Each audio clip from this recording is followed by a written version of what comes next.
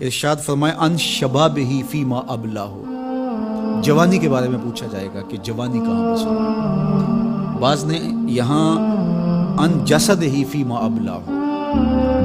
ابن حبان نے اور امام ترمذی نے جو حدیث روایت کی ہے اس میں یہ لفظ بیان کیا ہے کہ جسم کے بارے میں سوال ہوگا،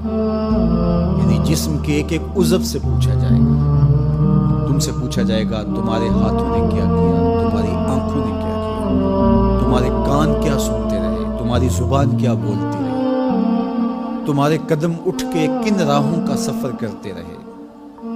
تمہارے ایک ایک عضو بدن کے بارے میں تم سے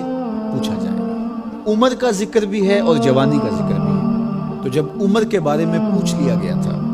تو پھر جوانی کا الگ سے کیوں پوچھا گیا؟ تو کہا کہ جو جوانی ہے یہ عمر کا خلاصہ ہے۔ کہتے جوانی مستانی ہوتی ہے، یہ شباب کے لمحے آوارگی کے لمحے ہوتے ہیں، انسان کنٹرول نہیں کر پاتا، لیکن اگر اللہ کا خوف اس کے سینے میں ہو، اس کی محبت اس کے رگ و ریشہ میں محو نفوذ ہو، تو پھر جوانی میں توبہ کرنے والے اور جوانی میں اللہ کی رضا جوئی کے لیے کوشاں ہونے والے اللہ کی خاص رحمتوں اور کرم نوازیوں سے مالا مال ہوتے ہیں۔ اور عمومی طور پہ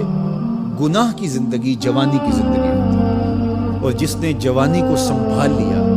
اس کا بڑھاپا بھی خوبصورت ہو گیا، اور جو جوانی کو سنبھال نہ سکا تو اس کے پلے پھر باقی بچا ہی گیا۔ اسی لیے ایک روایت میں آتا ہے ان اللہ یحب الشاب التائب، اللہ تعالیٰ جل شانہ توبہ کرنے والے جوان سے بہت زیادہ محبت فرماتا ہے۔ نوجوان شخص جب توبہ کرتا ہے خوشی سے اللہ کا عرش بھی جھومنے لگتا ہے، فرشتے بھی آفریں آفریں کرنے لگتے ہیں، یہ کون شخص ہے؟ تو جوانی کی توبہ اللہ کو بہت محبوب ہے۔ اسی لیے ارشاد فرمایا گیا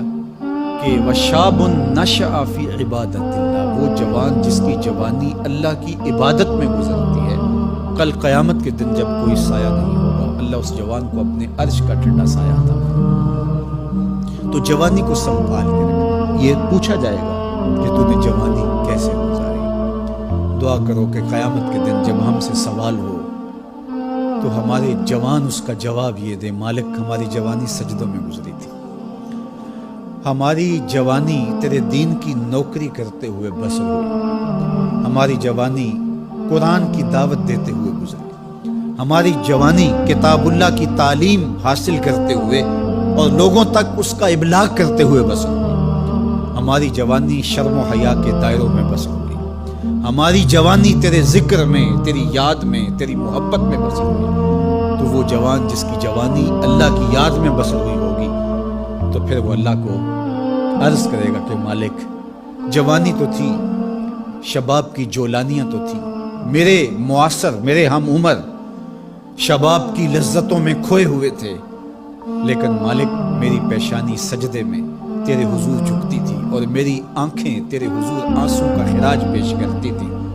پھر میرا مالک اس جوان کو کتنی کرم نوازیوں سے مالا مال کرے گا۔ جوانوں کو جو اس وقت میرے مخاطبین ہیں میں کہوں گا کہ اپنی جوانی کو اتنا ستھرا اور پاکیزہ بنا لو کہ کل حشر کے دن شرمندگی نہ ہو کہ جوانی کو تو ہم سنبھال نہیں سکے، ہم دیوانے ہو گئے تھے، ہماری خواہشات بے قابو ہو گئے تھے، ہم اپنی عصمت کے جوہر کو محفوظ نہ رکھ پائے، ہماری نظروں سے حیا اور شرم کا جوہر اڑ گیا اور ہم آوارہ مزاج چوکوں گلیوں بازاروں اور تھڑوں کے اوپر بیٹھ کے جوانی کے قیمتی لمحے ضائع کیے۔ کہیں یہ جواب نہ دینا پڑے بلکہ اللہ کے حضور ہم یہ کہیں کہ مالک جوانی تو تھی، شیطان بھی پوری طرح سے حملہ آور تھا، لیکن ہمیں تیرے محبوب علیہ السلام کے فرامین یاد تھے، اس لیے جوانی تیری محبتوں کے سائے